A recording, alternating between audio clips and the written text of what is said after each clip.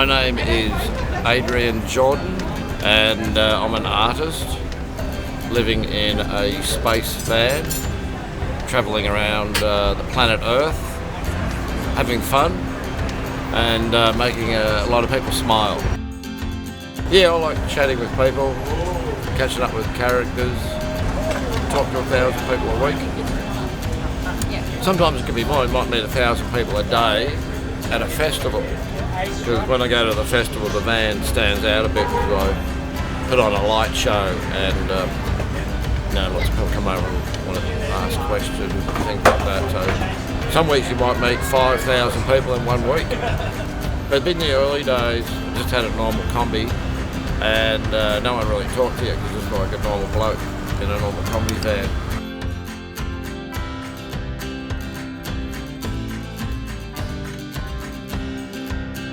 My first van was a 1962 model Volkswagen Combi. I paid $450 for it, and I put a stereo in it, and a bed, and a cooker, and a surfboard, and some beer. Turned the key and went down the Great Ocean Road and thought, this is living. The van I'm sitting in at the moment, I've owned it for about 17 years. And I set it up for the Sydney Olympics. Fitted out with all the latest conveniences, cooking, entertainment, and it's great. I've got satellite, solar energy, I've got 6 deep cycle batteries, so I've got my own power. So self-sufficient. Runs on gas and petrol. It's an unreal life.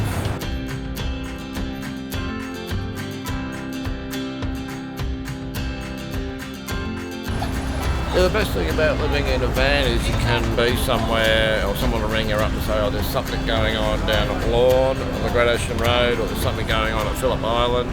Food festivals and dining out of Melbourne, and a lot of the other things like the Chinese New Year Festival and the Spanish festivals. There's a festival on every weekend somewhere in Melbourne, and there's lots of people out and about.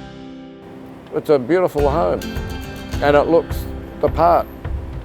Very eye-catching. Yeah, I'm Adrian, and he's Adrian too, but I'm actually Adrian too because he's Adrian 1.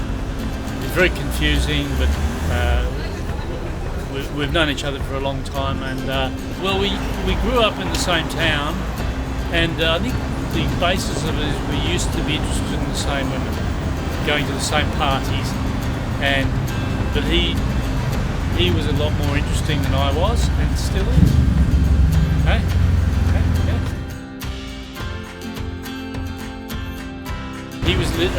Adrian was living in Phuket for quite some time, and I went and visited him, and we got there. It was very funny because they couldn't pronounce the word Adrian. They kept saying alien, and because of the way I speak. And so they greeted him wherever he went down the street. Hey, alien, hey, alien. Although that was pretty weird, but then they found out my name and they called me Alien as well, so it all made sense. He's a good philosopher, and a good artist, a good creative soul. They say, did you build that? Are you the owner? And I go, yes, I'm the owner. And they go, no, you're not. I said, yes, I am. Well, they go, we were expecting someone with dreadlocks and more of a out there dude. I don't look weird enough. They get upset because they say, you're too normal. We're expecting someone a bit loopy. I was a young fella. My father was a school teacher and my mother's a school teacher. And there's 7 children in the family, and we grew up on a farm outside of Geelong. And our parents are really good and creative themselves, and they said, go out there and do what you like on the farm, and they gave us an old paddock car, and they always encouraged us to do things. Like I made my first motorbike when I was about 14 out of a lawnmower, and I made a go-kart out of wooden wheels. And my dad actually helped me cut the round wheels. So always doing really good stuff like that. With made boomerangs and had a great life. Then other people walk up and give me blow-up aliens. And alien masks, So I just went with the flow and kept the alien image up because it makes people laugh.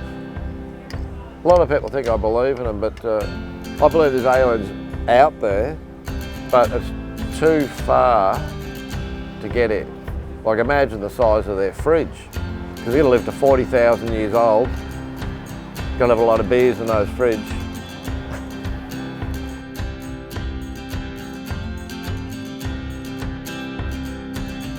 In this section here in the van is the fold-out chairs and tables, bike helmet, sound system, inside table, food storage. I got things under the carpet like notepads and stuff like that. Each dome has got a ventilation fan, and then I've got this is a LED peace sign I've made. There's a backpack, fire extinguisher, fancy dress mask. And then, there's all just, like spare jocks and socks are in there.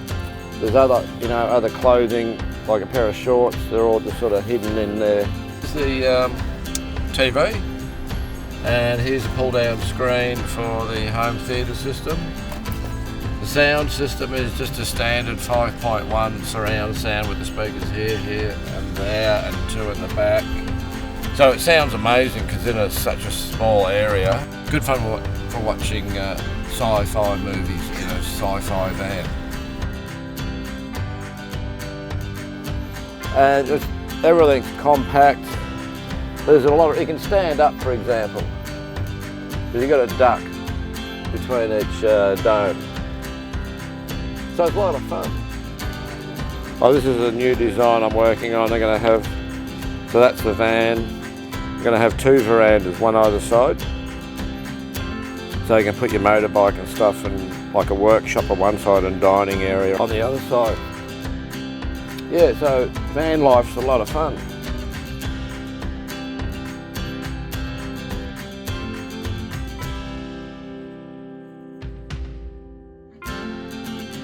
His name is Fusion, and someone gave me him at a confest about maybe 14 years ago.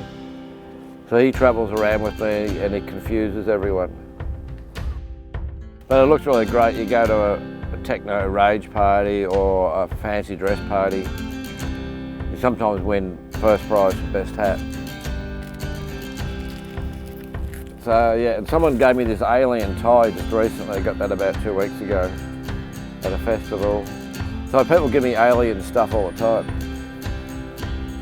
We're about to go on a little drive. I'm going to engage warp drive. We're going to go warp 1. We might go warp 2. There we are. Didn't even feel the bump, did you? We're going now about twice the speed of light. So a few little bumps every now and then. That's gravitational effects from superstars.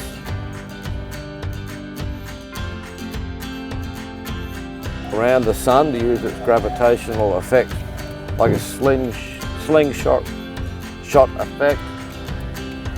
Get a bit more speed up. We're still doing warp 2, and then we're going to come to a stop just up here. So we've gone to the other side of the solar system and we're heading back to Brunswick Street. That only took about 20 seconds. Yeah, I started working at the age of say maybe 7 or 8 on my parents' farm, and then when I was 15 I started working at a petrol station, and I was repairing outboard engines and some cars, and also putting petrol in the cars and things like that, and I was also filling up scuba tanks because it was like a boat scuba diving garage. And then, so over the years, I've had about 45 different jobs, and they vary from those jobs I mentioned, but I also used to clean toilets for a living. But the best job I progressed up to was on Dunker Island for 2.5 years as a water sports instructor. And also I had a gig at the Sydney Olympics with the Dover Police paragliding show that I put together. But I've had other jobs, like I was run my own tombstone business. I used to do lettering on tombstones. That was a dead-end job. Oh yeah, sign writing. I used to work at Rip Curl as an artist. I was a chauffeur in England. I used to sell pots and pans door to door. That was when I was about 19 or 20. I used to work on another island and take the suitcases off the boat and take the suitcases to the rooms. And a gardener, stuff like that, house painter, bits and pieces here and there. This young guy came up to me about 7 years ago, he's about 35, and he said, "Are you the owner of the vehicle?" And I said, "Yes." He said, "I want to shake your hand because you saved my life." And I'm thinking, what do you mean?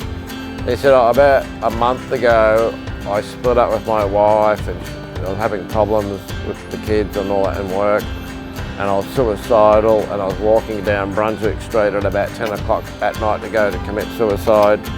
And whilst I was walking down Brunswick Street, I come across your beautiful van. Nobody was in it except the alien heads were sitting on the front seat, and I stood there at the front of your vehicle for an hour and just stared at it, and it made me realise there's still beauty in the world, and I decided not to go ahead and do the suicide thing. And at first I was thinking, "Are you making that up?" And he said, no, I'm serious." I said, "Oh, that's interesting. I'd like to see how he's going now." So that was 7 or 8 years ago. And a lot of people are really happy. They say, I'm glad to see you're still on Brunswick Street because you bring a bit of colour and entertainment to the area. Got good health, good friends. Yeah, well, you never know what could happen in the next 10 seconds. Like a bolt of lightning could hit me. That'd be shocking, wouldn't it? All right, there's no coconuts around here, is there? No, we're all good.